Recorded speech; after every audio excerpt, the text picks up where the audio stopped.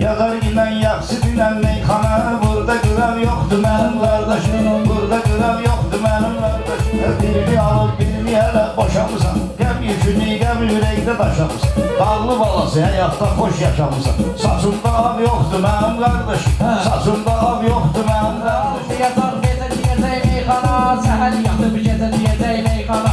Bilmirəm ki necə deyəcək meyxana. Zibdə varam yoxdur mənim qardaşım, zibdə varam yoxdur mənim. Sən də bizə bax ginəm dillənginə, bizi görəndə dostum fərəhlənginə.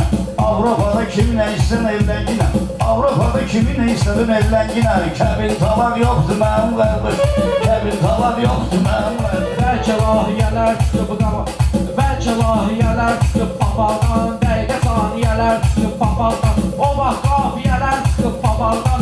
İndi papaq yoxdur mənim qardaşım, indi papaq yoxdur mənim qardaşım. Həmişə etmişəm müdafiə, onda özüm bir dənə tut qafiyə.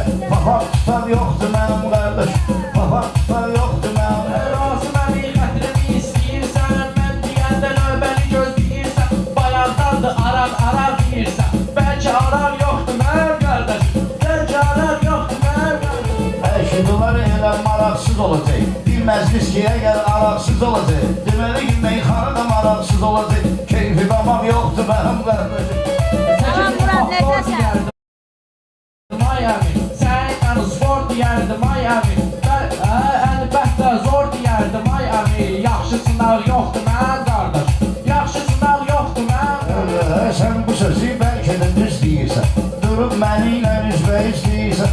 Utanmırsan mənimlə söz deyirsən, heç qanacaq yoxdur mənim qardaş, heç qanacaq yoxdur mənim qardaş.